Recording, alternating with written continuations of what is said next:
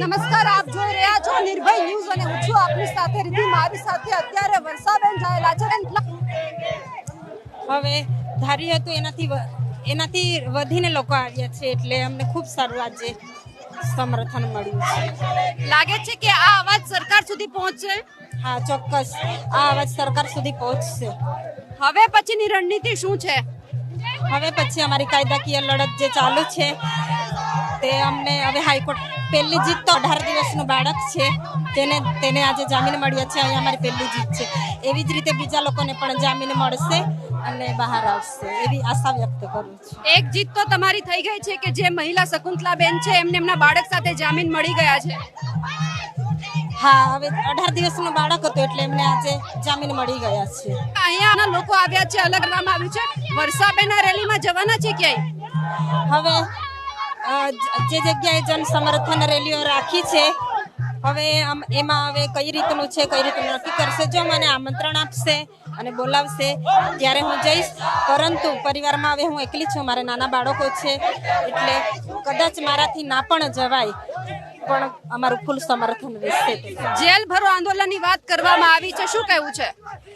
જો હવે એક સાચા લડાયક છે, ધારાસભ્ય છે, લોકો માટે લડતા આવ્યા છે.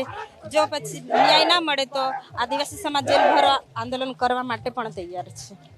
આદિવાસી વિસ્તાર આંદોલન કરવા માટે પણ તૈયાર છે. વાત કરવામાં આવી છે કે જે રીતે જેલ ભરો આંદોલન કરવાની વાત આવી, અત્યારે એક જ વાતનો નારો લગાવવામાં આવી રહ્યા છે ભાજપની વિરુદ્ધમાં. તમે એ પણ જોઈ શકો છો.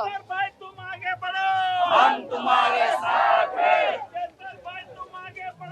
हम तुम्हारे साथ हैं, हम तुम्हारे साथ हैं। चैतरभाई ने न्याय आपको, चैतरभाई ने न्याय आपको, चैतरभाई ने न्याय आपको, हम तुम्हारे साथ हैं,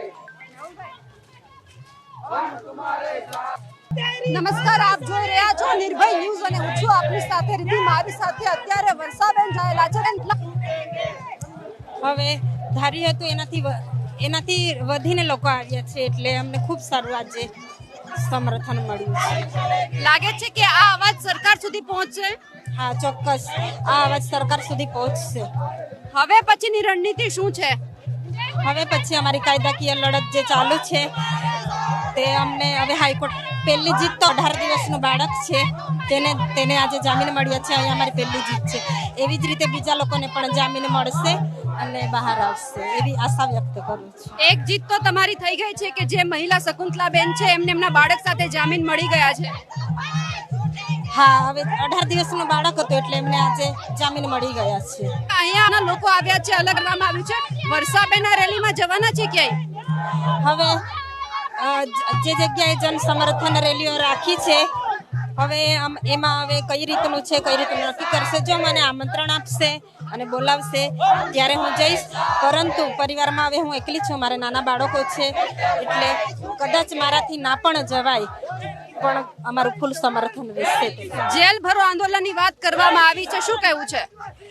જો હવે એક સાચા લડાયક છે, ધારાસભ્ય છે, લોકો માટે લડતા આવ્યા છે. જો પછી ન્યાય ના મળે તો આદિવાસી સમાજ જેલ ભરો આંદોલન કરવા માટે પણ તૈયાર છે. આદિવાસી વિસ્તાર આંદોલન કરવા માટે પણ તૈયાર છે. વાત કરવામાં આવી છે કે જે રીતે જેલ ભરો આંદોલન કરવાની વાત આવી, અત્યારે એક જ વાતનો નારો લગાવવામાં આવી રહ્યા છે ભાજપની વિરુદ્ધમાં. તમે એ પણ જોઈ શકો છો. हम तुम्हारे साथ हैं, हम तुम्हारे साथ हैं, हम तुम्हारे साथ हैं। चैतरभाई ने न्याय आपको, चैतरभाई ने न्याय आपको, चैतरभाई ने न्याय आपको, हम तुम्हारे साथ हैं, हम तुम्हारे साथ हैं।